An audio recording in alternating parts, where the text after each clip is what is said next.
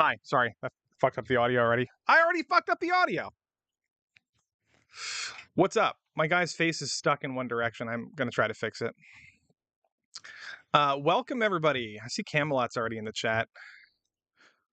How are you guys doing? How are you doing? Let me fix my face. Let me fix it. I'll be right back. Ba-da-dum-bum-bum-bum-ba. Da-da-da-da-da-da. I can sing. Hello. Oh boy. That didn't work, did it? Oh, somebody watched the Banshees of Inisherin. Blacklisted. I watched that movie and it was really, really good. I have to agree with you. I have to agree with you. And it's Colin Farrell, by the way, guys. If you like Colin Farrell, you should watch the Banshees of Inisherin. It's a very, very good movie. I don't know what's wrong with my face. I'm trying to figure that out. How's your week? How's your week? How's your week, everybody? I had a good Christmas. Avatar's having a good week.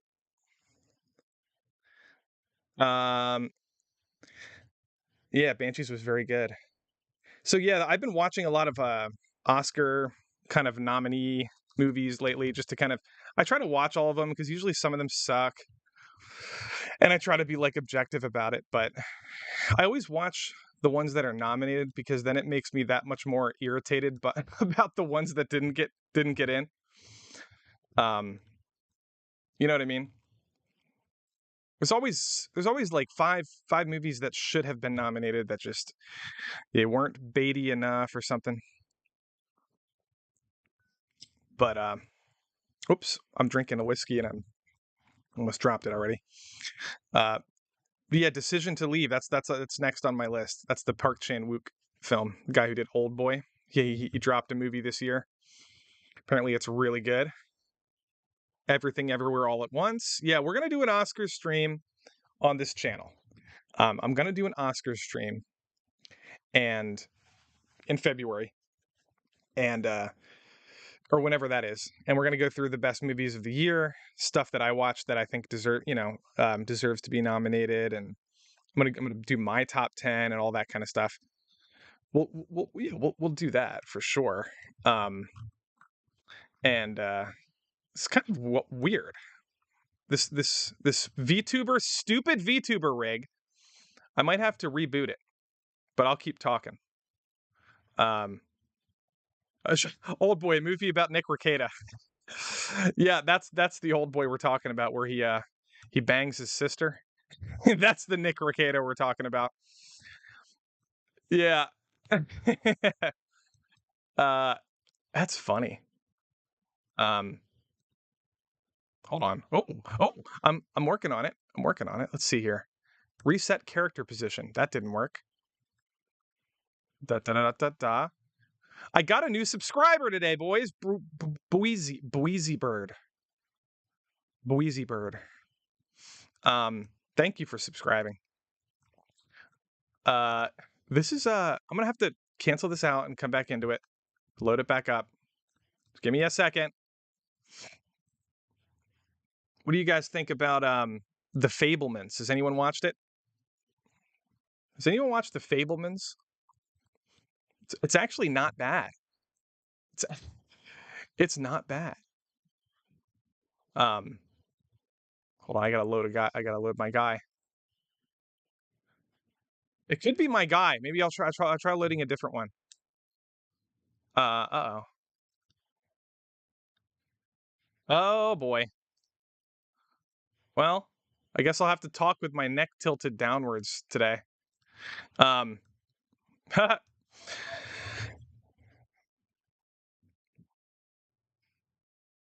The Fablemans is not bad, flaccid. I say that because everybody was saying it was terrible or it was boring. I liked it. I liked it a lot. I'm struggling between like a 3.5 or 4 out of 5. I liked it. I liked it.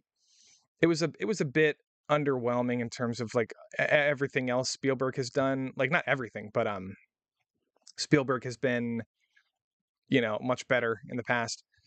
Um, excuse me. Seth Rogen, does he ruin the scenes he's in? I mean, his character's kind of unlikable on purpose, a little bit. I don't know. Um, but let's see here. Let me pull this up. I'm sorry. I'm chewing on. Hold on. All right, so this is what everybody's talking about. This is what we're all talking about, right? This is the GQ article with James Cameron. This is what we're. This is the Holy Grail. How expensive was the movie? And this is Cameron, by the way. Um, this is him, his words. Very fucking. The movie was very fucking. Um, according to Cameron, who told me he informed the studio that the film represented the worst business case in movie history. In order to be profitable, he said, you'd have to be third or fourth highest grossing film in history. That's your threshold to break even. So that's what everybody's like, okay. And then they did the math, right? Oh, The Invitation? Yeah, I'm going to skip that one. That one looks bad, Camelot. You're right. I mean, I just have a feeling. I have a feeling that one's not for me. Um, so here, the point is, this is what James Cameron says. So people did the math and they were like, okay, what's the fifth highest grossing movie of all time? I think it was Force Awakens or something. It was like $2 billion. And they were just like, well, there, connect the dots. Therefore, Avatar needs to make $2 billion in order to be profitable, right? Well, let's pull this up for a second. Because I'm not buying it, guys. I'm not buying it. Let me find find this thread.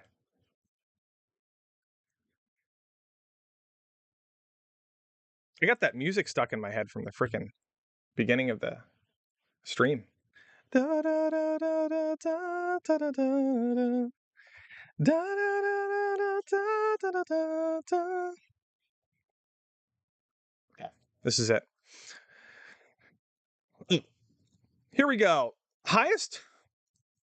Well, okay. First of all, I'm gonna read chat quick. I'm gonna catch up on chat. Main girl was in a bad spot. She had to overcome, but she was so unlikable. Oh, he's talking about The Invitation. Aggressive and always snapping at people. Why would I want that person to succeed? I think you're talking about The Invitation. Yeah, it sounds weird. No, that was not a soprano. That was a falsetto. I'm not. I'm probably a bass or maybe like partial tenor, but I can't sing very well, to be honest. I can't hold notes. I can do a quiet little tune. I got a tan. Yeah, I got a tan. I got a tan. Also, this shirt, first person to guess where the shirt's from gets a big ol' smooch from Lofti. Let's see here. What was I saying? This is really pissing me off. My face won't look left.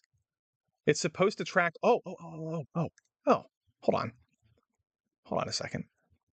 It's supposed to track. There's an option to have it motion tracking. Hey, I fixed it. Guys, I fixed my face. I fixed my face. My neck is not going to be stiff.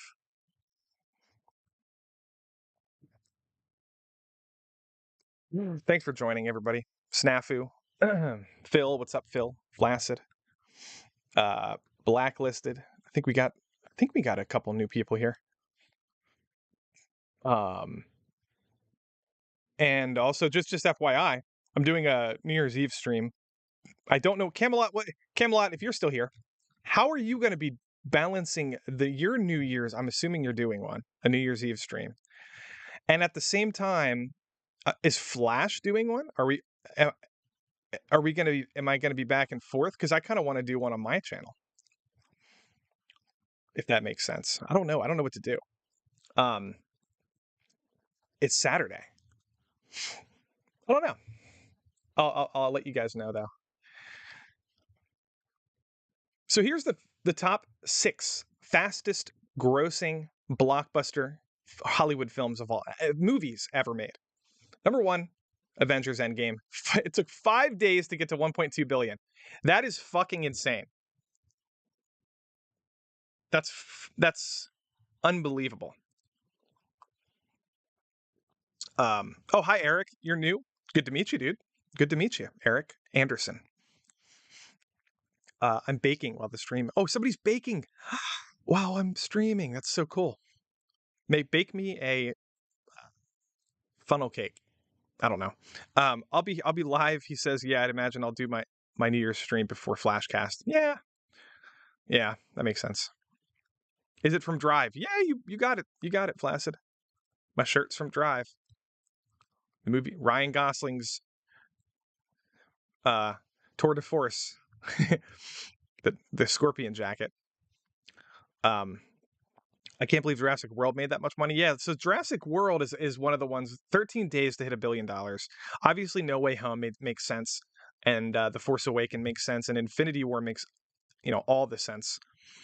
Endgame freaks me out a little bit. I'm not really sure how that's possible. Everybody just like caused car accidents on their way to the theater that day. I bet. Um, Jurassic World. I'm not a fan of Jurassic World. I went to see it in theaters, obviously. I actually saw it twice in theaters because I love dinosaurs. And I have an addiction for even a shitty Jurassic Park movie. I'll watch it multiple times. Like, that's just something, you know what I mean? Now, Dominion really shit the bed, in my opinion. And I don't know if I'm going to be able to sit through that one again. The Therizinosaurus at the end, the giant chicken with the really epic, like, fingernails. It's one of my favorite dinosaurs of all time. I'll probably end up watching like that scene a bunch of times. But yeah, I didn't like Dominion. I thought the plot was ridiculous, absolutely stupid. But Jurassic Park is a huge franchise, so it makes sense to me why World made that much money, and we also have Chris Pratt to thank for that. You know, right? Dinosaurs are dope. That's why Adam Driver's movie is going to make a shit ton of money. That new dinosaur movie, it's going to make a lot of money. I guarantee it. Later, Phil. Yeah, you can always catch up later on the stream. It's on my channel. I keep them all backlog on my channel. So so so so so so so we have Way of the Water, 14 days, $1.025 billion in 14 days. It's faster than Avatar 1, by the way. I can't. This is just a photograph, but Avatar 1 was like down further. It was 19 days. It took 19 days for Avatar 1 to hit $1 billion. Avatar 1 ended up making $2.7 billion. So, worst case scenario, if Cameron is correct, and this movie needs to make $2 billion to make a profit, it has the movie gods on its side. It has nothing to compete with until Ant-Man in late February. It's already made $1 billion in 2 weeks, guys. Okay. Worst case scenario, I think it's going to hit 2 billion. I haven't seen any data whatsoever to make me reconsider the fact that people are going to continue to watch that movie throughout the next 2 months. Like, what was it? Wakanda Forever dropped. All the Marvel movies get a lot of people on like the first weekend, and then it's like this. If you look at my mouse, it's like da da da da da da, and then it just drops. It's like I don't know. You know what I mean? Like, I have a feeling Avatar is going to have staying power. It's going to be consistent for a long time. Yeah, in China. So China it's doing well in China at the moment. China has I think like 85% of their theaters open, maybe a little bit more now. At the premiere of Avatar 2, it had like 85% of their theaters that were open um, from the COVID thing. It's doing well in China. Other people are really good with numbers, guys. If you want to go watch like Valiant Renegade's YouTube channel, he'll if you want to get all the numbers, I'll pull that up quick. Um, but my issue is with the logic behind where I think the money is going, and I'll tell you that we'll talk about that in a second. Um, uh, but this guy is going to have a what was I saying? Oh, this guy's going to have a video. He told me he's going to have a video dropping tomorrow about this. So sub to Valiant Renegade, um he talks about Avatar 2, talks a little bit about it in this video here. Um, goes over a lot of the box office stuff. I did watch it. This was a couple weeks ago, I think, when he put this out. 5 days. I'm sorry, 5 days ago. Um, and my issue. So let me bring this up for a second. Let me find Avatar 2 budget. Okay. This is what I'm getting at, guys. Um, what are you thinking here? Lofty, Avatar is a failure because I don't like it. Camelot, that's kind of a based answer, actually. It's kind of like a Chad response. It's a failure because I don't like it. You do you, buddy. I love you.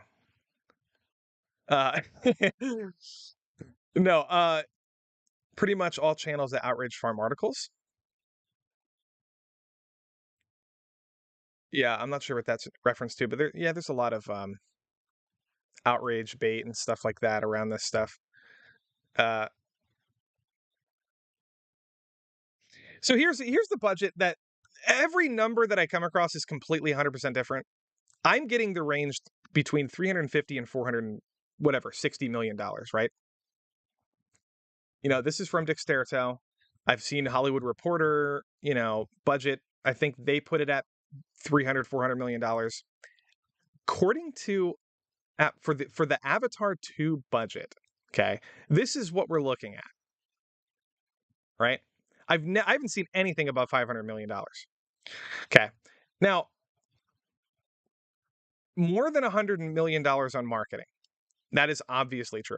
Okay, what I'm gathering is big budget movies like this generally have, um, oh yeah, Camelot liked Avatar 2. I forgot. I thought you were just trolling. I got it. I forgot about that. Aviator 2 is searchable. Oh, The Aviator, that is such a fucking good movie. That's a DiCaprio, Martin Scorsese movie. Oh my god, that is an amazing movie about Howard Hughes. Really, really, really good movie. Everybody, if you haven't seen The Aviator, it's one of his best movies in my opinion. It's up there with Taxi Driver and Goodfellas. I think it's better than Departed. I think it's better than anything he's done recently. Anyway, that was a tangent. Um, Here's my issue, guys, with this. From my understanding, from my research, anyone is welcome to correct me on this, but I've never heard of a movie north of $300 million for their marketing. I've never heard that in my life. This whole rumor or whatever, conspiracy or whatever you want to call it, that marketing always 100% of the time costs double of the production budget is kind of bullshit. Okay, it's kind of bullshit. Um, I just I hear it all the time, but according to I even talk to people that I know specifically, right? So here's the deal: the numbers that I'm getting are budget. Now this is break even point. Okay, break even point. Budget plus marketing Plus, the other expenses would be like theater profits, things like that, studio exec salaries, what are, all that kind of stuff. And it generally comes down to, from what I hear, I've asked multiple people, I'm getting between 30 and 40% of the total marketing plus budget costs. Okay. A friend of mine who's a projection person told me that it's 40%. And then another YouTuber I was watching earlier today said it's around 33%. And this is just the additional costs that you would have to multiply the budget and the marketing by that 33% number, right? This is what I'm not making this up. This is what I hear all over the place. I don't know where people are getting 50%, and I don't know where people are getting whatever they're like more than 50%. That to me is that just sounds insane to me.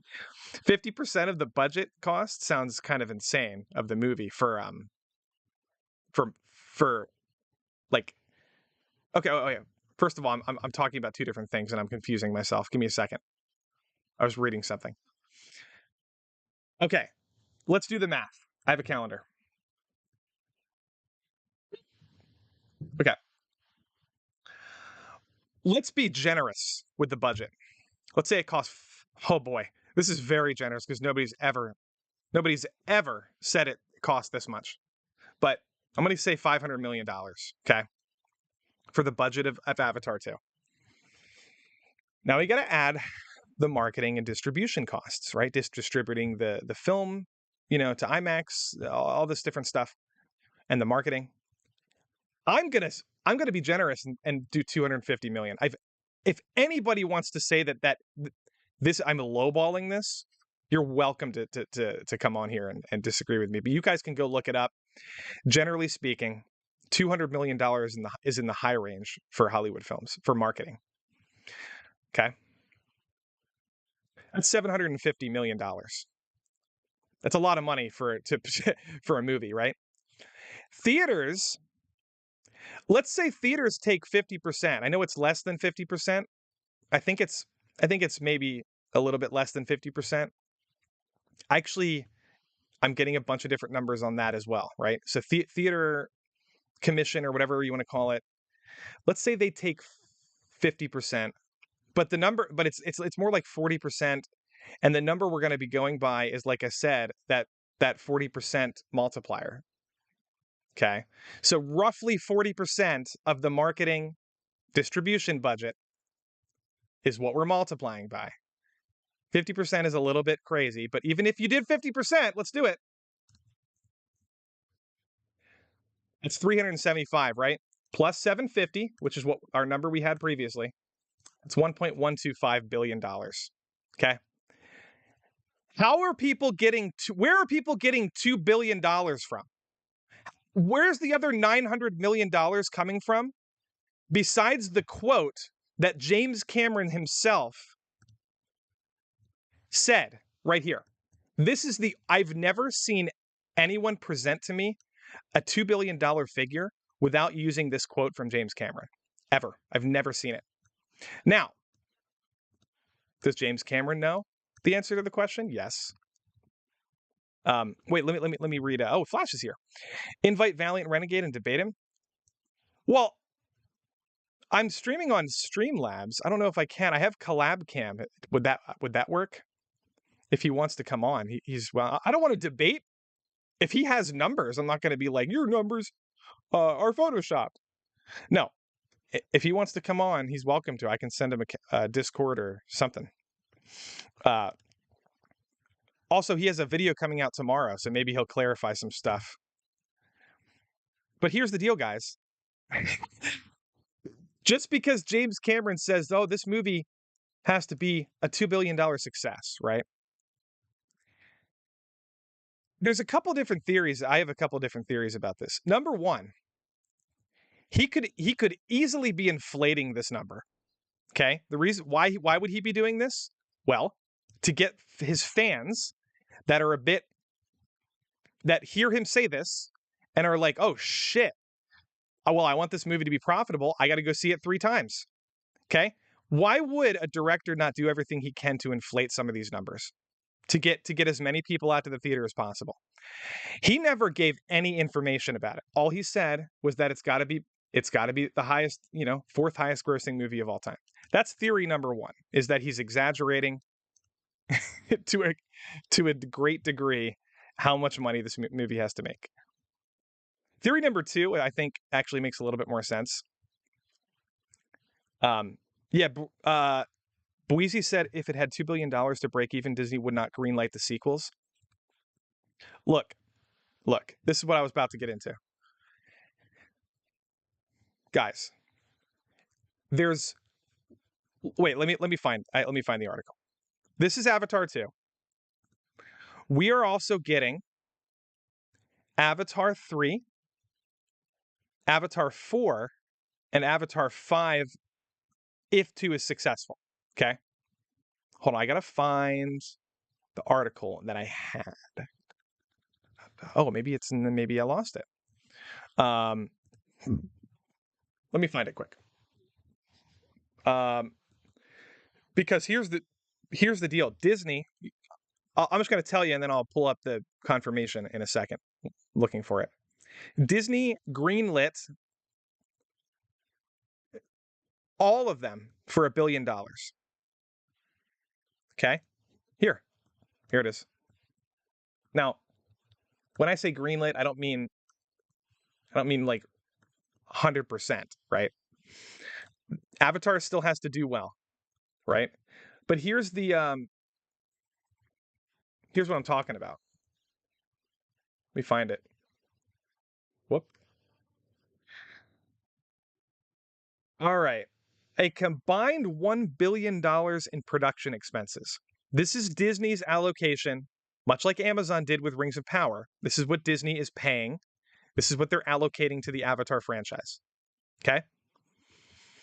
We're talking about 4 movies. 2, 3, 4, and 5. Okay? That's $250 million each. Obviously, they're going to be different for each one of them. It's not going to be an exact number for each one. But let me ask you this question. If Avatar 2 costs upwards of $500 million,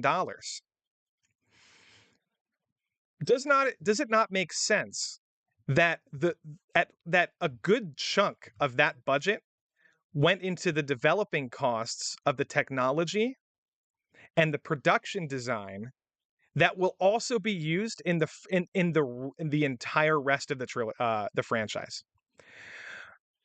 They had to invent all of this wait, let me find it.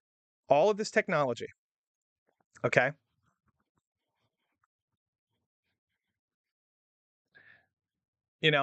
For example, this is called a Deep X 3D camera, right? It's a 3D beam splitter. It's an underwater camera. This was fucking expensive, okay? They have this thing called the volume, which is, or here it is, a virtual stage called the volume. Oh, here we go. Cameron invented filming techniques and equipment such as performance capture using head rigs, virtual stage called the volume, a fusion cam, a virtual cam, which all together contributed to an extremely immersive experience for the audience. All of this technology that they spent millions, maybe tens, hundreds of millions of dollars on, is going to be used in the sequels. This is not just for Avatar 2. Why are we counting that in the budget of Avatar 2 when it shouldn't be? Does that make any sense to anybody? You know what I mean? If this technology is going to be spread across all 4 films, why are we not dividing the cost of all this shit? Why is this even, you know? And another thing is this. Valiant already here. Let me pull up Valiant. We had a little Twitter back and forth today. Let me pull that up because I think he's right about this. I have way too many windows open. You have way too many. What am I?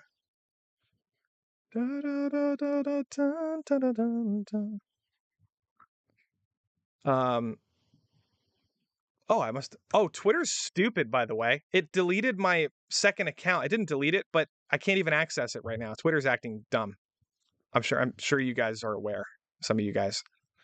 What's going on, Brandon, the anime guy? What's going on, Flacid? Average cost of development across the franchise. Then, yeah. Give me a second. I'm pulling this up. I'm pulling this. Oh shit. I'm gonna have to go to Twitter. Sucks, man. Right now, Elon Musk, fix it. I have to like search for my account. Okay, I got it. I got it. It's still having problems loading. Oh my god. All right, let me pull this over here.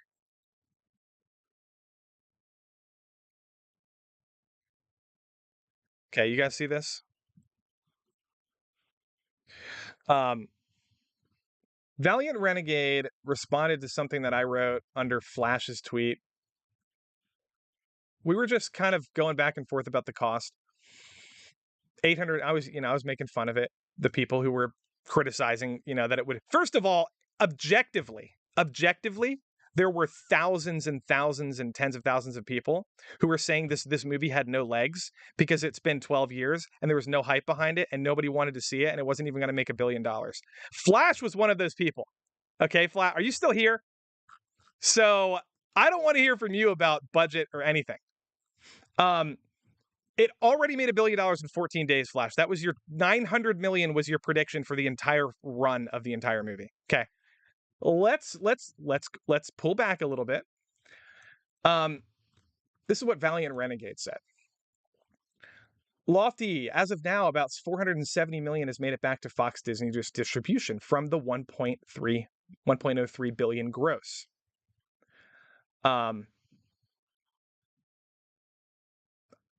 This is the one that I was going to read. Due to that marketing and oh crap, I can't remember what this stands for, but it's basically distribution costs. He says it's way more than $100 million. Multiply that by 3 or 4x, and you'll be close.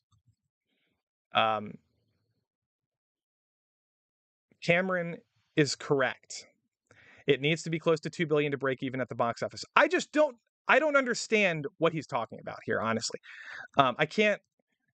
I did the math for you guys. I don't get it. I don't get it. Like I asked him, I said, are you including the total cost analysis for the entire 3 to 5 film franchise into these figures? Because technology and production design costs will be spread between all of them when you factor and then also, they had to pay money to Fox to acquire the rights to the IP. That's, but that's the IP. We have 4 movies left. Then he said they are likely amortizing upfront costs heavily in this film. So he actually agreed with me. They are prioritizing upfront costs heavily in the second movie. Okay. Which means and then he says it right here. If they make sequels, you'll probably see costs go down. I wouldn't expect another $450 million Avatar 3, probably closer to $300 million. Okay. So, worst case scenario, let's say this movie doesn't make a profit. The next 3, 4 movies, 3, 4, and 5, are going to destroy their profit margins. Now, I don't know where he got the $300 million ish. This is what I said. I said, the $1 billion total for all 4 films, which is what Disney's paying for the movies. If you divide it, that's $250 million per film. If this movie costs $450 million or closer to $500 million, the rest of them are going to be around $200 million a piece. That's cheap for an Avatar movie. That is extremely cheap for a budget. That's just the math of that's the equation. That's all we have to go by, guys. Disney says $1 billion. There's 4 movies. You know what I mean?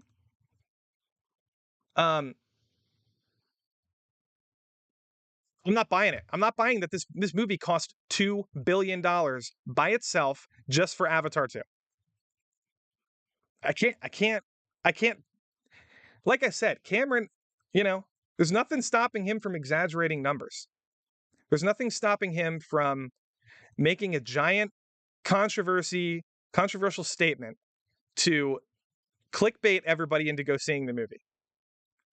And all the people that hate the movie or don't want Disney to succeed are using this mysterious number as a factual statement when they have absolutely no evidence whatsoever that it cost $2 billion. I'm sorry, it's not adding up. Rand, what are you guys saying here? Sorry, I was just kind of went on a rant. I do that, guys. If you're new to the chat, I will just kind of, my brain works very interesting ways. Based Elon kicked Lofty. No, he didn't kick me. Am I? Oh, okay. Since Sonic 3 itself released on the same day as Avatar 3, I don't know how it happened, but how Sonic 2 was placed on that date. Yeah. Here's the deal. Here's something else that nobody's talking about.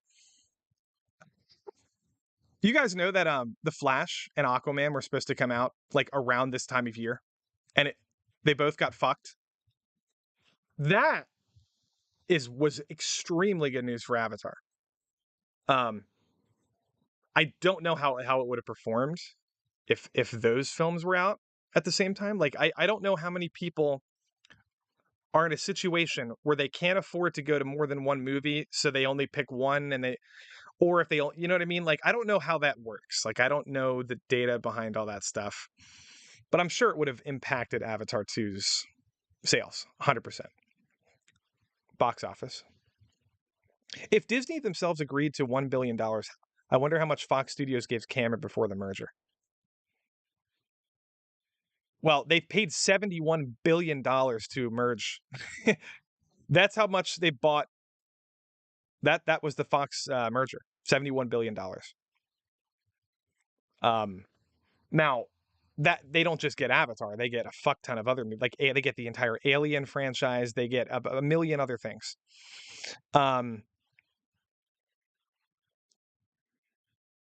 It's DC movies. I think Avatar would have been fine. Yeah, maybe it's possible. Let me go scroll back up for a second. Scaly1 says if there was only some way to reach out and ask questions, some form of respondence that you could do. Hey, if Cameron wants to come on my stream, can you imagine if James Cameron just was like, "Hey, Lofty, you're actually wrong about this and this and this." I would fucking pee my pants. What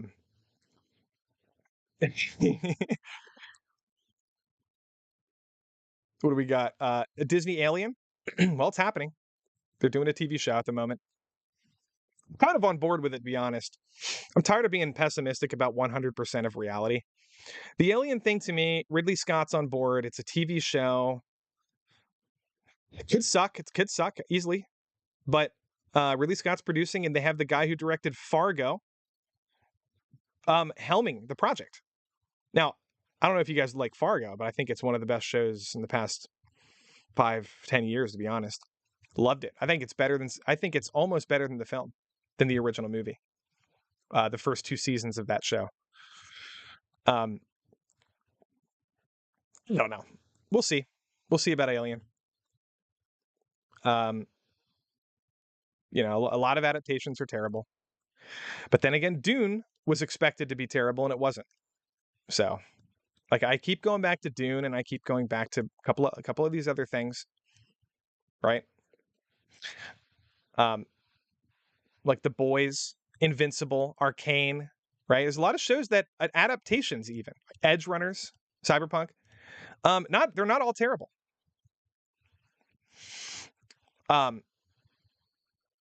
In space, no one can hear you shill. That's funny. Hi, Sherry. Wait, let me pull this up for a second, because get rid of that. Let me get rid of this. I have too many windows open. I have another thing for you guys. This is some of the well, this is actually just an article about the technology. Never mind. I already talked about that. The technology, guys, if you don't know anything about the technology in this movie, it's wild. Like here's an example of it. Whoa, whoa, whoa, whoa, whoa. Hold on. I pulled up my own stream and I heard my own voice. Give me a second. Okay. I need a Sunshine video review. Oh, I can, dude. One of the, I think I'm gonna work my way towards if I keep getting like 30 plus viewers every stream, I'm gonna eventually probably do like 2 a week maybe, and do like maybe I'll do a movie breakdown and then a regular stream on like a Thursday or something, and like a movie like a Sunshine review on a Monday. I don't know. Would love to. I love Sunshine. Underrated science fiction movie. Um, whoops. Sorry about that. This is just a video explaining the camera that they had to invent. Cameron went to this guy and was like, "Hey, I want to use your technology." It's an underwater camera.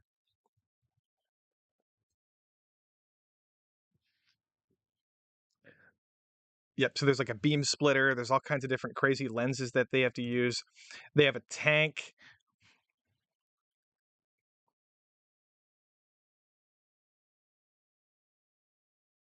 It's just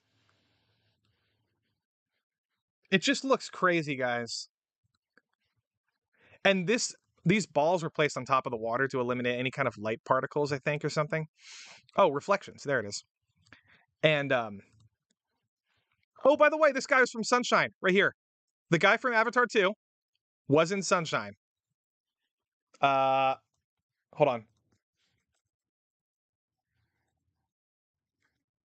Oh, here it is. Here he is. Oh wait, there's more things than one that are called Sunshine. I have to specify. Uh, I gotta find him.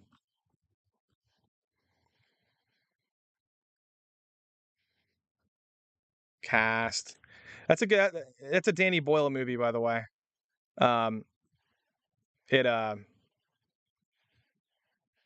you know, here's the guy. Well, it's the guy that gets obsessed with the the sunlight. Sorry, I can't. I suck at pulling up images. Here he is. That's the Avatar. That's the chieftain of the Water Tribe. This movie's so good. Cillian Murphy. You got Chris Evans over here. You got the Japanese guy. He's not in the screen, but anyway, yeah.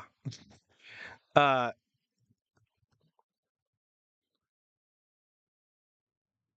Eternal Sunshine of the Lofty Mind. Yeah, it's like I don't know, guys. There's so much crazy technology they had to invent, and if you're gonna compile that all and just shove it into the Avatar 2 like budget costs, you're just you're being kind of stupid because it's not just Avatar 2, it's Avatar 3, 4, 5, and 5. They're going to use this technology for all of them. So don't do that. Or at least, if you do it, um, don't like be so assertive about or like dramatic about how it's flopping. Oh, Avatar 2 is a fucking flop. It is a flop. Never going to make money. Not going to make a third one. Even though they have already fucking finished filming the third movie. People are stupid on Twitter. Let me pull this stupid guy up um, on Twitter for a second. I got a dumb guy coming at me. Um, wait a minute. Um, hold on a second. I have two accounts, so it's hard to figure out which account's which. Oh, by the way, this is Rachel from Blade Runner behind me. It's an art print. It's an art rendering of from Ilya Kuvshinov. It's a Russian artist. Same guy who does my profile picture, by the way. Um, on Twitter and on my YouTube channel. Amazing artist. Let me find it here. We got the typical you're a normie. This is what I was trying to find you know, hold on, I'm pulling it up. I think it's right here. Um, oh, this is my Justin Trudeau Zelensky gay edit. I can't play it because it's Backstreet Boys. It's gonna get me monetized, demonetized. Hold on a second. Let me find it. Let me find it. Here we go. All right. So I'm like, I'm like this. This is what's happening. All I did was say Avatar 2 is the sixth fastest movie to hit $1 billion at the box office. 5 days faster than Avatar 1, which hit 2.7 billion. It has zero competition until Ant-Man 3 in late February. I said, do the math. That's it. Okay. I wasn't rude to anybody. Um, well, this guy was kind of rude too, but he goes, I'm still not going to watch it. Like, why even comment that? Like, who cares? So I said, nobody cares. It's like, are you trying to like, basically people that say stuff like this, they're just trying to virtue signal about like how they won't watch popular movies. Like, it's like nobody literally cares. Like, why comment, I'm not going to watch it? Like, why? So then I was like, nobody cares. Then he said, which is why they make such garbage and normies still mindlessly go watch it. First of all, that makes no sense. Like, which is why. Like, what's he talking about? Second of all, oh, I said it right here. I was like, no. I was like, not just normies, all levels of movie fans are watching Avatar, which is true. It's a normie movie, sure, but so is Top Gun. So is fucking every popular movie ever. So is Star Wars. So like, it's not just normies. Like, if you're gonna say this, right? If you're gonna say that, oh, and then this guy chimes in, wrong. Not anyone with taste and knowledge. So I'm sure you will see it every day. I mean, he's just trolling, obviously, but like, maybe he's not trolling. Like, it's hard to tell sometimes. Like, I don't know. Maybe this person genuinely thinks that people with taste and knowledge will not go see this movie. And it's like, do you know who you're talking to? Like, do you have any idea who you're talking to? Like, I made this meme because of it. It's kind of funny. Let me find it. This is my thumbnail for the video today. This is what I picture that guy, right? This is how I picture him. You like a popular movie, Normie. Meanwhile, his favorite movies are The Dark Knight, Alita, Star Wars, Top Gun, and Sonic 2. Do you know how many people on social media will list these movies as like some of their favorite movies of the past like couple years, and then call other people normies? Like, are you fucking retarded? And then obviously, so I have Avatar 2 over here. But like, people don't know who the fuck I am, but like I don't even care. Like, I will put Avatar Jurassic Park up here. But I made this meme just to make a point. It's like, I'm a big fan of Wong Kar-wai. I like old school Japanese samurai movies like David Cronenberg. I like Andrei Tarkovsky. I like Ingmar Bergman. I like the non-horror Alfred Hitchcock movies that nobody cares about.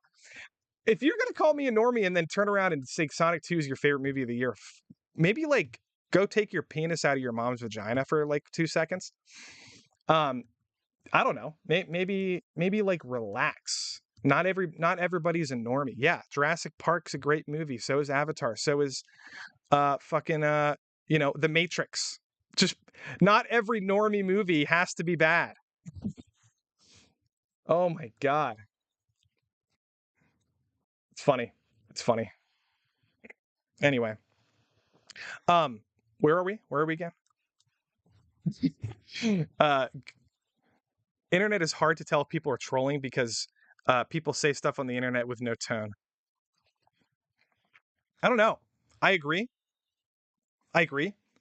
But people, some people, it's easy to tell if you just do a quick search for their. Oh, thank you, Snafu, for the $2. Tree of Wooden Clogs by Armando Olmi. Haven't seen it, but I have it on my watch list. Talk about anti-normie movies. Uh, yeah, no. Sometimes you can tell if you look at their Twitter profile if they're just like a generic reply guy where they're always like being outraged about something.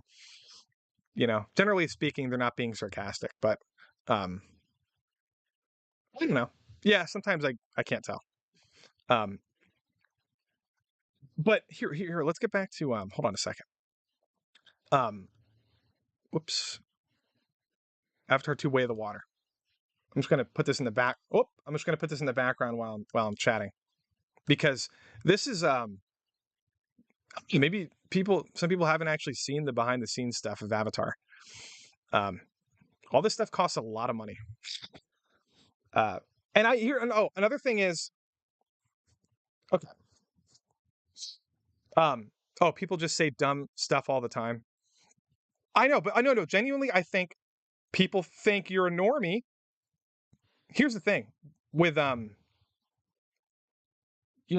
lot of people can't really defend themselves on social media because nobody really knows what kind of movies you like. So if you say you went to see Top Gun and you liked it, you're gonna get a bunch of people calling you a normie, and it's just like, oh, who cares? Like, just ignore it. But like, and that's what I do usually. But the problem is, I'm kind of in like a community where I'm bombarded with this stuff 24/7, and it's like sometimes I have to respond. I like if I could just ignore these people, but it's kind of annoying. Um, but what was I saying? Oh, I'm gonna get the only good troll is 3-year Letterman. Oh, I guess. Um, but like, yeah, you're. But here's the thing: you're not a normie if you go see a popular movie. You're a normie if that's all you watch. If all you watch are popular movies, which by the way, a lot of people do, who are calling other people normies. Um, if you're doing that, you're kind of a dumbass. But there's nothing wrong with watching just popular movies, by the way. But don't go around calling other people normies if that's actually like your personality. Um, unless you're doing it as a joke, obviously, because normie is kind of like a fun trolly thing to like call somebody. Like Gary calls me normie, and I don't even care. Gary knows I like good movies. He just does it to be funny. Um, Brandon the Enemy Guy, thank you for the $5, babe. We need to have. I can't keep that up on screen. I have to figure out a way to keep the chats up. Hey, buddy, we need to have an Alfred Hitchcock appreciation stream. Oh, that'd be cool. That would be sick. That would be sick. And he didn't like Avatar, he says. But glad you like it, he says. Well, I don't. Well, thank you. I appreciate that. Yeah, we should do that. I would love to because Hitchcock gets a lot of. Well, nobody really. People don't talk about him very often in our communities. Um, but yeah. Um, and I don't care if people don't like Avatar. That's totally fine. Look, I don't like. Um, look, if your response is I don't like Avatar, but I'm glad you liked it, you're fucking Chad. Okay, that's what the world should be. It's also fine to like roast a movie that you don't like, but like if you're just can we stop as a community? Can we start encouraging other people to like stop using the word normie and shill for everything? Like it just makes us look retarded. It makes us look so stupid. Let's just like calm down. Um, don't respond to them or just troll them. Yeah, I troll them. Like I said, I just made a meme about it. Um, which which isn't a bad thing, just is what it is. Yeah, I would say what makes a normie is if they want. This guy's Whoopa Troopa is saying this. He says, I would say what makes a normie is if they watch popular things they don't necessarily care about just because it's something to do. Yeah, it's part of what being a normie is for sure. You know, I'm a normie. Well, I don't know. I'm trying to think. I kind of dive deep into a lot of my hobbies. I would say I'm kind of a normie anime viewer, but I am. But at the same time, I'm not. Like if your favorite anime or like Naruto and you know that's it, like Naruto and Academia, like I would say that's kind of like a casual, like a normie kind of person. Um, with video games, if you're like, Fortnite, um, you know, Smash Brothers. I'm trying to think. Smash Brothers is awesome, but like that's the thing. Normie things aren't all bad. They're not all bad. Some of them are the best of all time, actually. Like Smash Brothers. But if you're diving into like RimWorld and shit, like you're not a normie gamer, you know? If you're playing a lot of like Total War games or, you know, obscure indie games or like, old PS2 games that people haven't played, like The Haunting Ground, like, or Techromancer or Bangai-O for the Dreamcast, like that's, you're not a normie. Same thing with movies. It depends, in my opinion, it depends on what the hell you consume on a daily basis.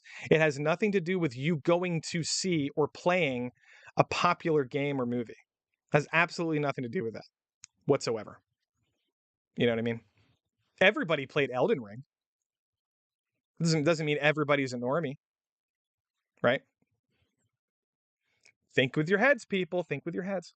Um, what do you guys think of Sam Worthington, by the way? I'm not a fan, but I like him as the blue version of himself. Yeah, Total War is normie compared to Hearts of Iron. Yeah, I guess you could say that. COD is normie. Yeah. Um, um, um, um, um, I think a lot of these people who are like, "You're a normie," and then call people normies all the time. I think they're like very, very insecure about their own, about their own, um, you know, consciousness or personality or whatever you want to call it. Very insecure people. Um, Sam Worthington was best in Terminator 4. I don't know about that. Is that a popular movie? I don't think. I thought everybody didn't like that movie. I don't like it. Crusader Kings is like anti-normie. It's like Crusader Kings. You have to like be an artificial intelligence to play that game. It's so fucking hard. Um, I don't understand Crusader Kings. I tried. Spent like 50 hours in that game. Uh, but so if you're just tuning in, it's hard for me to wrap to like catch you back up on it. But we kind of just went over the budget of Avatar and why I don't think it's a $2 billion movie, and why I think that number has been inflated by like James Cameron himself. And I think he's including parts of the costs of a lot of the other movies, and I think like Avatars 2, 3, and 4 are lumped in with that. And you know, and worst case scenario, I forgot to mention this, guys. If Avatar 2 does lose money, three is gonna absolutely destroy the box office because, like I said, all of the upfront costs in inventing all this new technology and like all this shit that they had to do, all of that has been allocated to Avatar 2 and the budget, right? And therefore Avatar 3's budget's going to be somewhere around $200 million. It's going to make probably more money than Avatar 2. If you think about it, we're only 2 years away. This is not a situation where there's a 10-12 year gap in between movies and there was a big question mark. Avatar 3 is 2 years away. um and if Avatar 2 loses money, Avatar 3 is going to gain back that money that Avatar 2 lost, and even more so, including 3 and 4. It's eventually they're going to be making profit upwards of $2 billion probably. I mean, it definitely was not a bad decision for Disney, I don't think. I think it was a great decision based on the 14-day $1 billion rush that's had so far. But like, yeah. Um, oh, I saw Bullet Train and loved it, Gearmaster. Oh, okay. I wasn't a fan, but I'm glad you liked it. See, why can't we just do that shit? Now, I will say this. I love debating. So there's nothing wrong with a healthy debate, and even if you get a little bit aggressive in the debate, that's kind of part of nerd culture. I'm more or less talking about social media and like the just kind of like gross consistency of how often people are like rude to other people. Um anyway, but yeah, I love to fucking debate people. I will debate anyone about why I don't like Bullet Train. Not a fan. I just think I think it's a cheap like mimic of almost everything that it's influenced by. Um, including Kill Bill, including Snowpiercer, including Guy Ritchie movies, Shane Black films. The Nice Guys is a better movie than Bullet Train. I don't even like The Nice Guys, but even that's a better movie I think than the Bullet Train. I don't know. That's just me. That's just me. Everybody else liked it. Um, it's okay to someone's scaly one says it's okay to have something you are passionate about. Mine is Transformers. Hey, a lot of people like Transformers. I have a feeling nobody would say that those are like objectively like masterpieces, but um yeah, I know people who like them. Um oh, by the way, does anybody want to be a mod on my channel? I have a couple mods, and I'm just asking people who are frequently, you know, watching streams. If they ever want to hop on, I'll give you mod status, admin status. Um, what was I gonna say? Oh, look this up. Hold on. Let me look this up quick. This is a cool interview, quick. With James Cameron. Oops. Hold on. James Cameron and Denis Villeneuve. By the way, this is the guy who directed Blade Runner.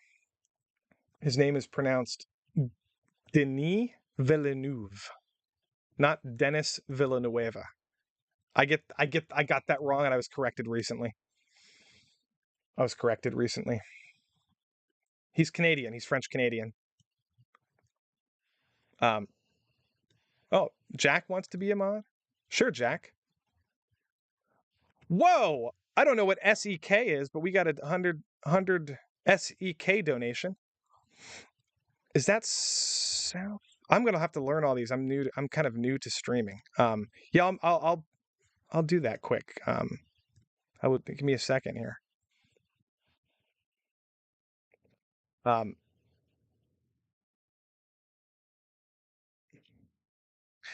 I don't know what that is. SEK. Okay, I'll do one more. I'm gonna add coconut. Okay. Oh, okay, okay. Thank you for the $10 donation, buddy. Coconut's gonna be my mod. I'm gonna play this video quick behind me. Don't go away. Um, give me a second. This is an interview. I don't think anyone's. Um, I'm not sure if people have seen this, but it's kind of cool. It's kind of cool. Um, a Whoa, that was loud. Holy shit. Um, I'm not gonna play the whole thing. It's 30 minutes, but I just wanted you guys to. Well, first of all, I have to go to the bathroom, so I'll be right back. But watch like 2 minutes of this quick, and then um, it's interesting how he talks about the technology, because here's the deal: Dune is very, very, very similar to Avatar. Like, have you ever like sat back and like just compared these two films for a second? Not only are they science fiction, otherworldly epics, right? That's like the base template that they share a similarity with. But think about the character of Jake Sully and the character of Paul Atreides from Dune. They oh, thanks for the donation, Coconut. I appreciate it. So Jake and Paul of both of these films are both finding it very difficult to essentially empathize with their own culture, and instead they're finding it very attractive and alluring. Like the native planetary culture and ecosystem. And in Dune, the first part of Dune, you see this. This is not a spoiler, but he does become part of the Fremen. Um, and this continues. This continues in a very, and it's going to become very, very interesting. It's not exactly what you think it's going to be, but that's the same thing that happened to Jake Sully, right? And not only that, but the Fremen themselves are very similar to the Na'vi, which if you consider how in tune they are with nature and how they kind of balance their sense of like wisdom and um, their like culture around whatever like their natural habitat is, right? With the Na'vi, it's the forest or the water and the spirit trees, and with the Fremen, it's the desert, right? And water to them is sacred. And Shai Hulud, the giant worm, is sacred, and like all this stuff. And the giant dragon in Avatar is a sacred dragon, and Jake was able to tame it. And if you, I don't want to spoil Avatar 2, but like guys, these movies are fucking so similar. Um, the point I'm trying to make is, if people have issues with Avatar because of its plot is kind of generic and stuff, or repetitive and tropey. Well, so is Dune, by the way. And by the way, so is fucking Fern Gully. Fern Gully, like, I understand if you don't like Avatar. Look, if you don't like Avatar because you don't like the characters and you think the writing is bad, that makes sense to me. That makes a lot of sense. The writing is kind of stale a little bit. It's not the best part of the movie. The characters are not that, great. Well, um, but I would say like the themes shouldn't come into play in terms of like your criticisms of Avatar 2. I would strongly disagree with that. Um, these are universal themes and they're very important because everybody can relate to them, and people continue to fall in love with these themes over and over and over again repeatedly for for a good reason. Like, they're not going away anytime soon. Look at The Last Samurai. Look how popular that movie is with Tom Cruise. The Last Samurai is identical to the story of Avatar, right? Isn't it? Because he falls in love with a woman from another culture, befriends the culture, becomes a traitor to his own people, and ends up fighting them at the end. This is the plot of Avatar 2, guys. You know, if you don't like that, then I hope you're not a Last Samurai fan. I'm noticing a lot of people are criticizing Avatar 2 for these reasons, and I'm like, well, wait a minute. Aren't don't you like Dune and The Last Samurai and Fern Gully and Princess Mononoke for like the exact same reasons? But like, I don't know. People just need to maybe clarify or be a little bit more specific about why they don't like Avatar. There's a lot of just like generic hate mongering going around. Um, like people who are upset that it has, anti-whaling themes. Therefore, they don't like the entire movie because of it. It's like, well, isn't that the fucking plot of Fern Gully? Like anti-pollution? Like, if you don't like being people beating you over the head with themes, right? With environmentalist themes, why are you a fan of Fern Gully? Why are you a fan of Princess Mononoke or Spirited Away, which spend 30 plus minutes talking about river pollution? Like, I don't get it. I don't get it. I think outrage is driving the vast majority of some of this stuff. Um, and it's just, I'm noticing it all the time, and it's kind of annoying me a little bit. um, yeah, marsupial. I'll make you a mod, marsupial. One more mod couldn't hurt. Dances with wolves. Yeah, guys. Like, just because if people like to use that as a criticism, they'll be like, "This is just dances with wolves in space." Well, yeah. So is fucking The Last Samurai. It's dances with wolves with samurai, or The Lion King is Hamlet with lions. Like, how the fuck is that a criticism? Are you stupid? Like, you could just say the same thing about almost anything. This is just, The Lion King is just Hamlet with lions. Therefore, it's a bad movie. No. Can you try to be a little bit more communicate your thoughts a little better than just be a dumbass? Um, Snafu, what are you saying? I'm sorry. He said, Snafu says, quit ignoring me. Oh, 40K. 40K is all for writing. People love that. I don't know anything about 40K. I'm gonna have to learn that shit. Um, oh, I'll make you mod status, Snafu. Okay. Question from Gearmaster. Lofty, tell me a story that hasn't been told already. Yeah. That's the point of trying to make a little bit. The other point is you do have to be a little bit original if you're retelling something. That's why I think Bullet Train to me was just like a mishmash of all of these other things that are better than actually the actual movie Bullet Train. It's like a combination of, like I said, all those things, Kill Bill, all this stuff. It has the fight scene in Kill Bill with the bride and fucking Cotton, was her Cottonmouth? Is that her name? With the venomous snake and her eye patch. That fight scene was so much more sophisticated and well choreographed than the one between Brad Pitt and the black chick, which was clearly influenced by that scene in Kill Bill Volume 2. Bullet Train does not have very good directing. It's very generic. It's very fast paced. The editing is very like zoom zooms. It's like super fast, so you don't even notice this half the time unless you're really paying attention. But like, it's just not. It's objectively not as well orchestrated of a movie as like Kill Bill is, or like a lot of these other films that it's influenced by. It's just very fast paced. Jokes every 3 seconds. I'm not saying it's bad because it's not original. I'm saying it's bad because it feels like a cheap mimic copy version of all this other stuff. Originality is important, but it's hard. You can't just always be original.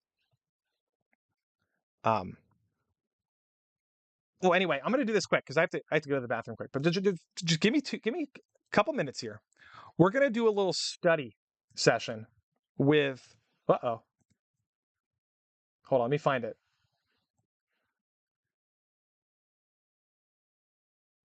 Can you guys hear this? Oh, maybe you can't hear this. Oh, let me know if you can hear this, by the way, before I go.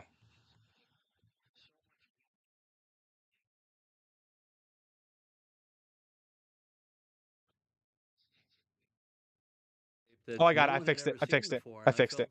I fixed it. To bear witness, and I felt very small. I fixed it. Against the scale of deep. Smoking Aces. But you've managed. Yeah, I'm not a fan of Smoking Aces either, but yeah, it's just like all, you know what I mean by all those influences. Yeah, I fixed it, by the way. You guys are a little behind me. Here we go. Bring that feeling back and put it into a feature film. Give me a second. Give me a second. I'm gonna make you guys mods. Just give me 1 second. Oh, I'll turn it up. I'll turn it up. It might still be quiet, but she's always going on about the flow of energy, the spirits of animals. Really hope this tree hugger crap isn't on the final. You have all my admiration because you are, I think, I'll be right back. working in virtual environment, and I have no idea how you can survive, how you can do that, keep your creativity alive in those kinds of environment. It's amazed me the way you work. I've been in the filmmaking game for about 40 years, and I started off with with film and with all real sets and real tricks and all in camera and all that sort of thing, and made an aesthetic and a discipline out of that. So if I hadn't done that, I don't think I could do all the virtual stuff now. You're clearly working also with visual effects and blending the two quite seamlessly. I mean, the last time I checked, there were no 400-meter long sandworms around. It's a very long casting process, I must say. Yeah, exactly. But it did strike me that you built as much as you could. You could feel that, and I thought that the transition to that, which was CG, was happening a little bit farther away from camera than it is on an Avatar film. You tried very hard to put cinematic aesthetics into your CG shots. There's a lot of lens flares. There's a lot of almost glary lighting. It's not too perfect. I mean, they're beautiful images, but they're intentionally imperfect so that they feel photographic. And it works seamlessly. Thank you. But the thing is that on my set, I had like an iPad at one point where I could actually see a building. I was in the desert and I could see but I was still in a real environment but you are in total virtual world. You have a level of precision and your mise en scène is so precise. And what is amazing for me is that it feels like when you look at Avatar, how immersive it was. It meant that you had to know this world with such an intimacy, like if you had been there for real. I should shadow you for a few days to understand how No, you do I it. don't think so. I don't think you need it. I think you're doing fine. But, two things. One, I assembled the best team of designers that I could. We basically stood up a virtual environment like a video game. And like your iPad, I was able to move around within that space and ask the actors, what do you want to do? And if as we put a scene together, if I wanted to move a waterfall over there or cliff over there, I could do it pretty quickly in that virtual world. And so then by the time we got to the sequels, we spent a lot of money to formalize that process and create what we call simulcam. So I'm able to look through my live action camera and see those set extensions automatically, comping in real time. So however I turn the wheels, because I like to operate, I can look around that world and compose within the world in live action. Now it took us 6 years of development to get it to that level, but I actually think that the performance capture stuff is very specific to Avatar, but the simulcam stuff I think could be applied to any imaginative film that I'm requires back. something there beyond the live action. How can you bring sensuality, I'm back. something tactile, and how do you achieve that? So the thing that I admire about Dune So- so much, and your science fiction work in general, is there's a real sense of the physical presence of the place. So I just thought that was fun. And sometimes I have to pee, and I don't know how people do that on stream, so I just play video. What do people do? What the fuck do people do when they? I don't even know. Um. Who's Cheza? Oh, that's my dog. That's my dog. I have a Alaskan Klekai. Oh, Nick Rekieta has a peeing song that he plays when he has to go to the bathroom. That's funny. That's very funny. Yeah, I was gone. Sorry, Biker Bear. I had to go pee, so I was playing a video. Place and the people being really I just think this interview is so cool. I love when directors discuss their processes with other directors, because you get, not only do you get to hear how they like kind of think through their own stuff, but you get to hear like their admiration for the other person and like what they do differently and like stuff they might not know and all this stuff. Like I just, every time Christopher Nolan has, sits down to talk with like Tarantino or something, like shit like that is really cool. Like you can just go, go on YouTube right now and watch this entire 30-minute, Christopher Nolan, Quentin Tarantino, interview. It's really cool. It's kind of like a rabbit hole. I just love stuff like that. I watch all this stuff. I watch all of it. Yeah, Dune is popular, guys. Dune is surprisingly. There was a poll recently. Remember, maybe you guys remember this. I don't know how many of you guys are from Twitter or on Twitter or like. One thing I don't understand about my YouTube channel is where people are coming from.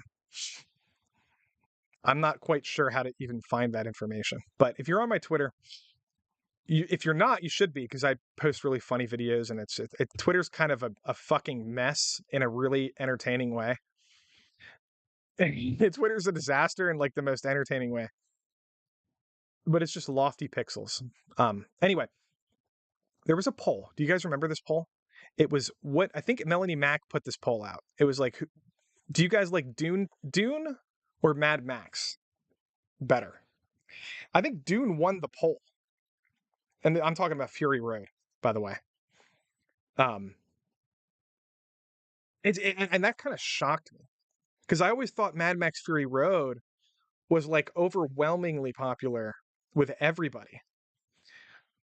I think in recent years, because of the whole feminist agenda push in Hollywood, a lot of people have become like retroactively, of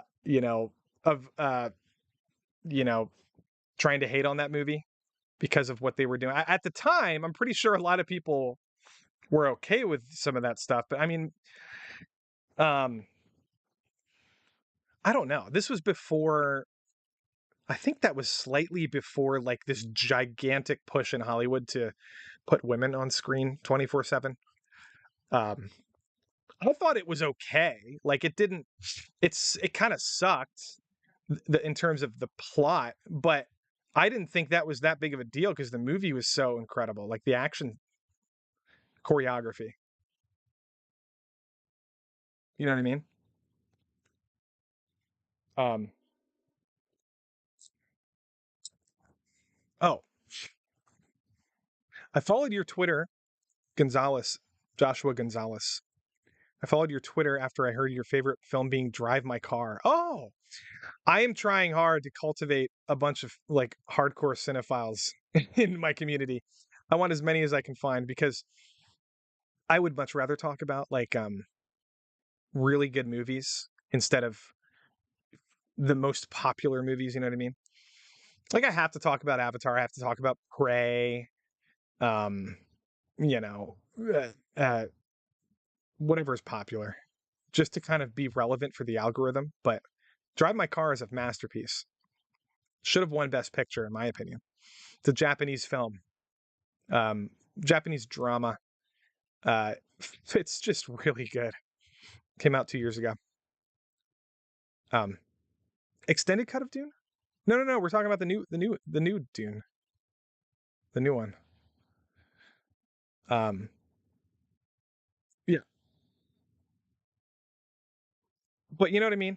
I just would rather be talking about Tarantino movies. I wish we could talk more about like I saw a lot of good movies this year and nobody's talking about. I'm just like, well, kind of sucks, right? Because like a lot of my movie friends moved out of state, so I have like all my close movie friends are like on the internet, and a lot of them are streamers, so they feel obligated to talk about like the really big stuff all the time, and it's like I get it, I get it, I get it. Um, I don't know.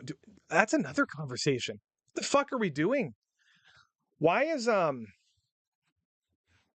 why are people not going to the movie theaters anymore? That's another thing I don't understand. Like I get it. Stay home and watch shit on streaming. I understand that part of it. But like I like going to the theater and watching it doesn't matter. It doesn't have to be a big blockbuster movie. I've seen like I said, I watched do you guys know the movie Black Swan? Darren Aronofsky. I watched that at a little indie theater with Aronofsky showed up and like it was like a world premiere. It was a very interesting experience. But like I saw, you know, Quentin Tarantino's The Hateful Eight on 70 millimeter, you know, with an intermission in between the middle of the movie and that was fun. I watched The Northman. It was an extremely entertaining theater experience. Um, Avatar 2 would not even be nearly as good with without seeing it on a giant screen, in my opinion. I mean, it's still a entertaining movie if you have a nice big 4K TV at your house, you know, giant TV. But like some things are just kind of way more fun in theaters. Um, yeah, they're expensive. I know that. Um, I still think going to the movies is kind of like an event. Like I don't think they're always that expensive either. Like I don't know, maybe it depends on where you live, but I have a local theater where I can go watch like anything for like $9. And it's a small indie theater. It's not like a chain or something. Um, you know, it's not as big of a screen, but you know, I don't know. I don't know. It's a kind of a deep conversation. Wasn't really ready for it. uh, oh, they turned the comments off. I'm always wondering about that. Um, yeah, like what do you guys have indie theaters where you're from? Like small indie theaters? I do. I watch a lot of horror movies. Like we have a Friday night Fright Night every Friday. They show like, Nightmare on Elm Street, all this stuff. I do that a lot. I do like I don't know, man. I don't know. So Avatar twice. I just think it's a fun time. I like streaming though. I'm not gonna lie. I like sitting back in my home theater system and binge watching like 1899 or breaking, Better Call Saul or um it's just yeah, it's even the most hardcore anti-streaming people have to admit that streaming is like the future and it's definitely enjoyable experience. Um yeah, I don't know, man. Um what let's see. What else um what do we got here? So I don't know. I'll just wrap that Avatar portion of the discussion up with saying, personally, I think it's gonna hit 2 billion, but even if it doesn't, I still think it doesn't matter. Like it literally doesn't matter because the next movie doesn't have that giant budget doesn't carry over to Avatar 3. So it's going to have a much, much, much smaller budget and it's going to make bank. It's probably going to make, like I said, more money. I think it's fine. I wish people were less interested in attacking Avatar because I think these are the kinds of movies Hollywood should be making instead of 25 Marvel movies every 2 years. I want original science fiction content. I want original horror movie content. I want original, like Nope, for example. Everyone's like, stop making sequels and prequels and reboots. Do original content. And then not only that, but they're like, stop replacing white people with black people. Make your original black characters. You know? Well, guess what? Guess what Jordan Peele is doing? That's exactly what he's doing. And people are still like wishing death upon all his movies for some reason. I don't understand it. I don't get it. I think he's a talented director. I think he's a combination of like Spielberg and then like that early Twilight Zone vibe kind of like that's what he's going for with all his movies. If that's not your thing, I get it. But like Nope was an extremely original concept. Actual originality in Hollywood. Like literal like nobody's going to say that they if they watch Nope, nobody's going to be like, "Oh, I've seen that alien design somewhere else." Or like that is just the most predictable movie. No, it's actually not. I mean, the aliens in that movie are kind of based on biblical aliens from like the angels from like Revelations and and the Bible. A little bit of Evangelion, a little bit of Lovecraft, but it's pretty original. I mean, got to give him credit at least. Um, Guys, I'm telling you, Nope is really good. Nope is like if Steven Spielberg was black, that's Nope. It's exact because everybody's like J.J. Abrams. Okay, J.J. Abrams was going to be the next Steven Spielberg. He was supposed to be. Right? He came out with Super 8. Everybody's like, oh, huh. And the movie's kind of like a fucking, you know, try hard version of like a Spielberg movie with a Super 8 camera and everything. Excuse me. It's about making movies, which is what Spielberg likes to talk about. I think Jordan Peele is a better director than J.J. Abrams. And I think he is essentially, I don't like when people are, I don't want him to be the next Jordan Peele. I just want Steven Spielberg. I think he needs to be his own person. But like, he's hitting on those notes, those themes of kind of mystery and awe and wonder and otherworldly kind of metaphors and things like that. He's doing it better than anybody else in Hollywood currently, I think. Um, but yeah, dude, I don't know. People didn't understand what the chimpanzee had to do with the movie, even though it's very obvious and just people just don't get it. Um, you know, I don't know, man. I like it a lot. I fucking love that movie. Um, yeah, and The Northman too. The Northman, another original Hollywood movie this year. You know, The Northman didn't do very well at the box office. It made less than $100 million. Kind of sad. The Northman made like $70 million at the box office.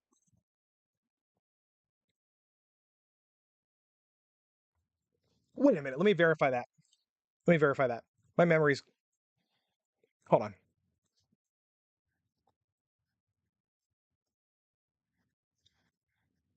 Yep, I'm right. Look at this. Isn't it sad? This movie is so. This movie is so interesting. It's so nostalgic for early um archaic ancient storytelling. And like, I mean, the story that it's based on is what Hamlet was adapted did from, right? Shakespeare was influenced by the Northmen. You know what I mean? I'm kind of being facetious about that, but um, it's true though. It has a lot of really original depictions of Viking culture and very realistic. There's no CG, very little CGI in this movie. Um, Nate says he misses seeing memes on the quartering. Oh, thank you, buddy. You can see them on my Twitter and my YouTube channel. We also have two editors currently working for the quartering, and they're still doing funny intro videos for the quartering. They are very talented as well. Both.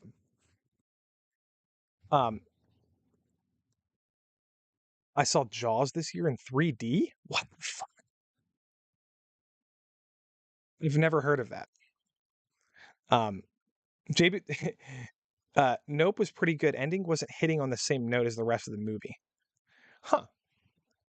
Okay. I disagree, but I think I understand what you're coming from. Don't. I did not finish Alice in Borderland. Was not a fan. I'll probably watch it later. Right now, I'm binging movies that I need to get caught up on. Like, for example, let me pull this up. No, I'm not going to pull it up. I'm going to wait. I was going to pull up my letterbox, like my top favorite movies of the year, but I want to wait because it's more exciting that way. I have to watch like 10 more movies. Um, yeah, I'm catching up on a bunch of shit right now. There's a lot of good horror movies that I missed. Shudder is a really good app apparently for horror content. Um, Apparently there's a movie called A Wounded Fawn that I need to check out. There's another one called Mad God that I'm looking into. Um, if you guys are into horror movies and you haven't seen X or Pearl, you should watch those. You should watch Nope. You should watch. I would say don't watch Men. Men kind of fell apart for me at the end of that movie. That's the guy who did Ex Machina. Came out with a movie called Men. Kind of sucked. Not great. But oh dude, this year was really good for horror. The Nate, my background picture is Rachel from Blade Runner. It's just an artistic drawing of Rachel. Yeah, Men was not a fan of Men. Um, excuse me. Excuse me. Yeah, so like I said, I'm gonna do a stream later this week for New Year's Eve. Um, and we're gonna get drunk and talk. I will have What I might do is like a meme review. I might do a meme review with like a bunch of funny videos, stuff that I made this year, just like I don't know. And then we'll talk about we'll just get drunk and have very nerdgasms. We'll have nerdgasms. All because I don't know, this is primarily a nerdy stream. Video games, anime, comics, movies, um, uh, stuff like that. Have I seen Ravenous? I have not seen Ravenous. No, Flash. I was talking to Camelot, and I don't know what to do because I want to do a stream here. Are you guys doing a? Are you going to be going to the? Are you doing a countdown, like a New Year's Eve countdown, over on Flashcast? Because I'll probably hop in for that as well. I'll probably do both.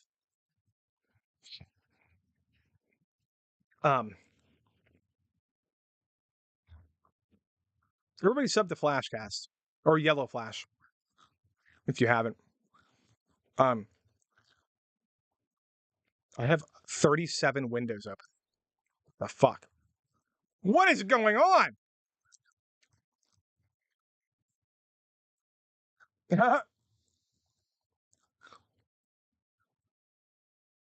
um. Anyway, thanks for. I'm gonna wrap this up. I think. Thanks for tuning in. I didn't think there was anything else I was supposed to talk about. What was I? I was gonna hit on something. I don't know. I just the James Cameron comments. He said something about guns in movies. James Cameron. He's like, I don't like guns anymore. Guns are too fetishized in cinema. I'm not gonna. I cut out 10 minutes from Avatar 2 about guns or something, and I'm just like, okay. First of all, the guns in Avatar 2 are awesome. I don't actually know what he's talking about because the gun fighting in that movie was sick. It was like very entertaining. Well, especially because they're riding these like animals on the back of the animals. Jake Sully, he's got a one hand on the reins of this creature and the other hand on like an assault rifle, and it's just so awesome. It's so badass. But second of all, anytime somebody says something about guns in movies, I cringe because I know they don't actually believe that what they're saying, but they feel like they have to say it. This happened, by the way, this is very interesting. Let me pull this up. Nicolas Cage. I don't know if I'll be able to find the exact portion of this video. Loose. The other night.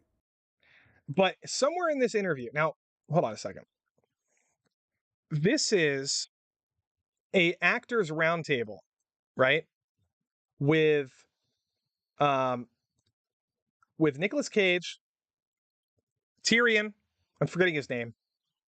Andrew Garfield, hold on.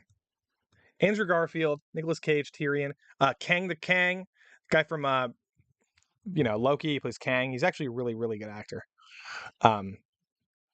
He's also in Harder They Fall, which is a really good Western.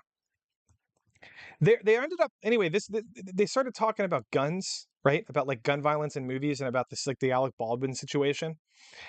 And obviously, they're all fucking woke, right? I don't think they're woke now. At least Nicolas Cage. I have a hunch that he's not woke in his real life. Now, I don't know. Maybe the Tyrion actor, he's probably just brainwashed as fuck. And so is the Kang the Conqueror actor, talking about trans people and stuff. It's a cringe. It's only like 4 minutes of it is cringe. The rest is really interesting. me see if I can find. Our little class. Stage production of Cyrano. See if I can find You know, that's confidence. Right. the part where they're talking about the Simon, guns. in your case, you get this phone call. And then be Werner the catcher in the Herzog. rye. Yeah. Like, Werner catcher, Herzog used yeah. to say Nicolas to me, Cage is so entertaining, guys. decision on Rayman's part that you want. Back to that thing. I'm just. Hold on, it's right around here somewhere. Basically, you need to hold. I love it. I want to ask you guys a few industry questions. And I'm curious, Well, this might be it. how do you think the movie industry sort of pushes through this moment? There's tons of talent, there's great stuff being made, but will the industry come out on the other side of this? Oh no, that's not it. That's not it. That's something about streaming services or something. To movies where they're going to be. Movies should be watched in installments, and that's what everybody's doing now. They're pausing, going to have some dinner. Come set aside an hour and a half, top to bottom, and it's a better experience. To witness something together, to feel. Can't find it. But I don't know. I don't even know what I'm saying anymore. Basically, they were just like, yeah, we were just virtue signaling about guns in movies, and they were virtue signaling about like fucking. I'm sorry. Maybe I should do a whole stream about this, but I don't give a fuck if they use real guns in movies, as long as they don't have a dipshit. Look, that was a once in a lifetime thing that happened at the Alec Baldwin thing. That hasn't happened since Brandon Lee, and even that one was not the same thing. All of these movies, they're very, very, very responsible with their gun violence stuff. Very responsible. I don't give a fuck about any of that. I don't want rubber guns and everything. I don't want to see a CGI revolver rotating the barrel of a gun in a movie. No, fuck that. You guys can work out something, you know what I mean? Like, I don't know. This is a rabbit hole discussion that a lot of people disagree with me about.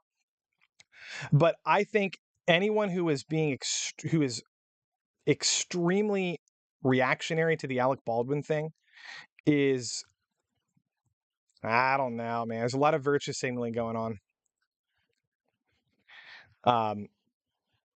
But the point is, I don't even know why I'm on this conversation. But yeah.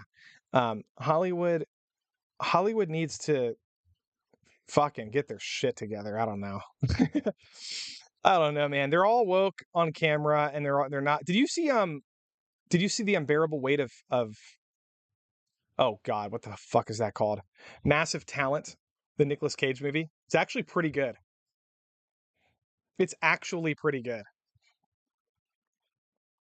The unbearable weight of massive talent. It's like, guys, it's like a very self-aware, stupid Hollywood movie. But it's very self-aware, like it's trying to be a stupid Hollywood movie. But he plays himself. Nicolas Cage plays himself. And he like meets a fan, and the fan turns out to be kind of a maniac. And it's just Nick Cage. yeah, it's just so entertaining. I highly recommend it. It's a very stupid movie, but like I said, it's very self-aware because the whole plot of the movie is about writing a stupid movie. So like these two characters are actually writing a stupid movie together because they're both stupid and they're dumb and they're being idiots, but that's the point of the movie. I don't know. It's very meta. Hey, thanks Marsupial. I'll turn you into a mod. Give me a second. Whoops. I'll fix it. But yeah, that's an entertaining movie. It's not in my top 10 of the year or anything, but I recommend it. And they're being, yeah. What do you got? I love Nicolas Cage, guys. Okay, Marsupial, you're now a mod. How about replacing all the guns with ET walkie-talkies? Oh, you guys, Nicolas Cage has really great opinions. Yeah, I like the way he talks about cinema in Hollywood. Yeah. Oh, thanks, Nate. Nate says for $2 says guns movies go together like chocolate and peanut butter. Yeah, I mean, like, I trust Keanu Reeves with a gun, right? I trust. I'm hesitant to even say that I don't trust Alec Baldwin with a gun. Like, that armorer fucked up. You know, if the armorer didn't give him a loaded fucking weapon, we wouldn't be talking about any of this shit. Um, I'm not going to get into it. It's very complicated. Not going to talk about it. Anyway, guys, thanks for tuning in. Thanks again, Nate and Marsupial and Jonathan or Joshua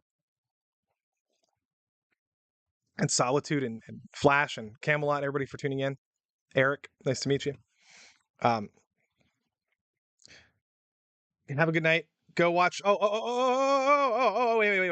Wait. Go watch Shag. Here, I'm gonna pull this up quick. This is gonna be streaming in a second. I'm gonna pull this up. Don't ask me how to do this. Hold on. Actually, I don't know. Do you guys know Shagsworth? His Twitter, his YouTube channel's name, because I think oh, here it is. I got it. They're streaming tonight, guys. Right after I'm done. Go watch his stream. Here it is. The Shagsworth, it's called. But they got on Gary. Gary's making an appearance, from what I hear. I think. Was I supposed to say that or no? But Gary from Nerdrotic is going to be here. Yeah, go sub to them. They're going to be streaming in about 30 minutes or so, or 45 minutes. Maybe I'll try to work my way in there or something. Yeah, nice to meet you, Eric. Nice to meet you. Good. Thanks for coming, Scaly. Thanks, guys. And like I said, I'm going to be doing another New Year's Eve stream. We'll work it out. Next year's going to be fun. We'll be doing a lot of movie streams. We'll be doing some video game stuff. Talking about movie editing or YouTube editing, how to get involved in the community. I have a big stream coming up with a panel in terms of a bunch of YouTubers talking about that kind of stuff. I have all kinds of fun stuff. Please like and subscribe. And thank you for participating. I love you, people. And next time, New Year's Eve, I'm gonna have a new suit. I have a new jacket that I have for my character, my avatar. So stay tuned for that. I'm gonna look spiffy. Anyway, I'm just rambling like I always ramble at the end of my streams. All right, guys. Thanks for hanging out. I got to figure out a way to end this. Next time I'll have a funny ending. Okay, this is a boring